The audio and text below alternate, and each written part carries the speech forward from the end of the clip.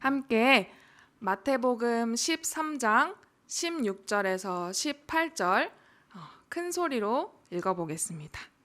16절 말씀입니다.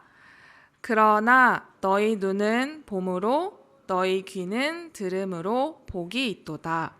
내가 진실로 너희에게 이르노니 많은 선지자와 의인이 너희가 보는 것을 보고자 하여도 보지 못하였고 너희가 듣는 것들을 듣고자 하여도 듣지 못하였느니라. 그런즉 씨 뿌리는 비유를 들으라. 아멘.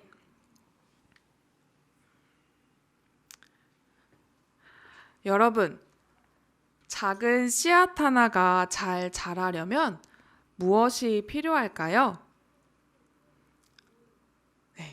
좋은 땅도 필요하고 영양분이 가득 담긴 거름도 필요하고 따뜻한 햇살 그리고 알맞게 내리는 비도 필요해요. 무엇보다 좋은 열매를 맺을 수 있는 좋은 씨앗이 필요할 거예요. 땅, 거름, 햇살 그리고 비가 준비되어 있어도 씨앗이 없다면 아무것도 자라지 않기 때문이에요.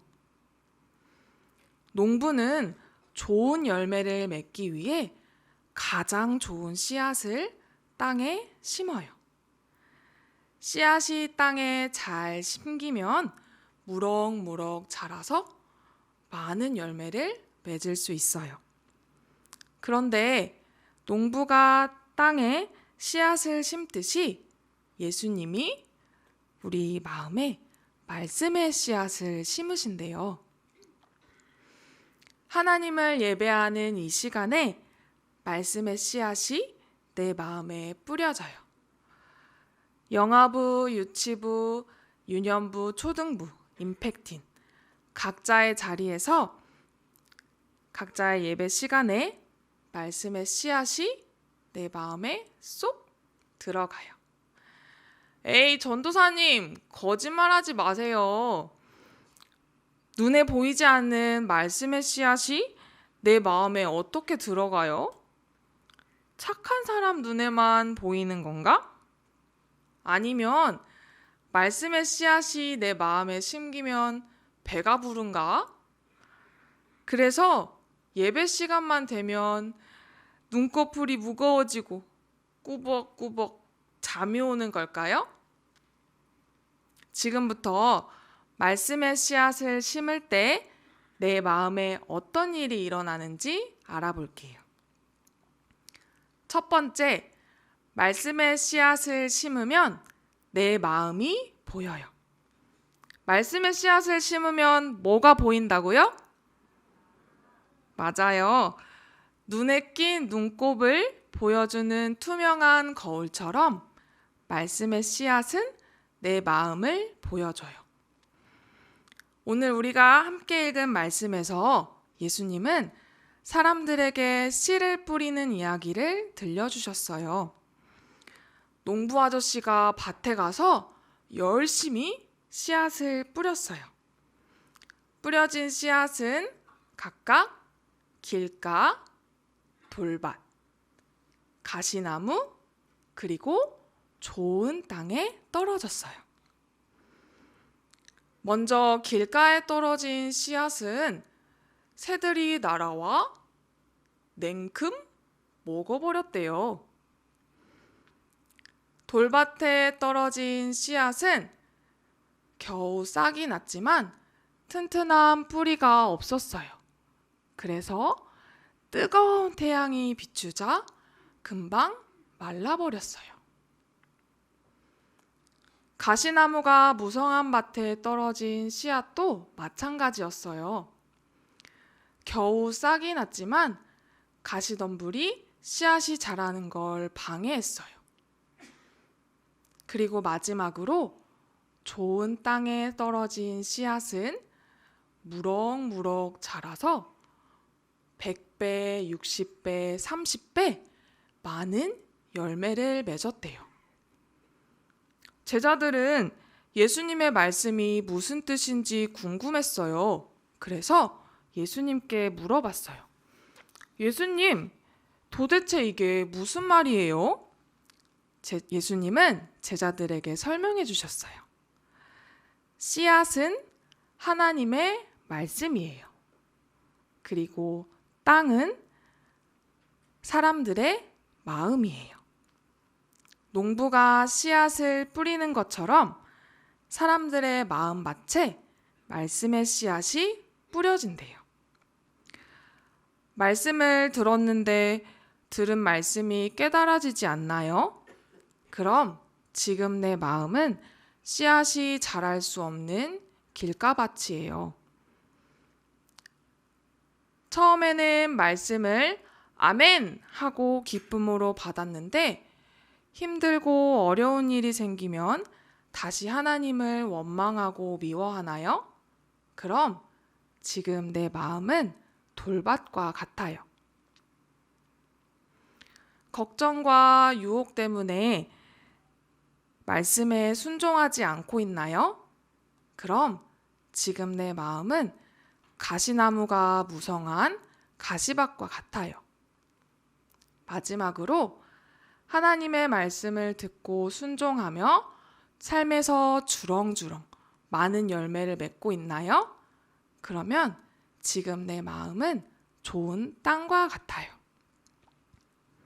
이렇게 말씀을 듣고 난 다음 내 모습을 보면 내 마음밭이 이렇게 생겼구나 하고 알 수 있어요. 씨앗을 심기 전에는 내 마음밭이 어떤 모양인지 알 수 없어요. 좋은 밭, 좋은 거름이 있어도 씨앗이 없으면 아무것도 키워낼 수 없는 것처럼 말이에요. 말씀의 씨앗을 내 마음에 심을 때 비로소 내가 어떤 마음의 밭을 가지고 있는지 알 수 있어요. 말씀의 씨앗을 심으면 이렇게 내 마음이 보여요. 두 번째, 말씀의 씨앗을 심으면 내 마음에는 어떤 일이 일어날까요? 말씀의 씨앗을 심으면 내 마음은 열매를 맺어요.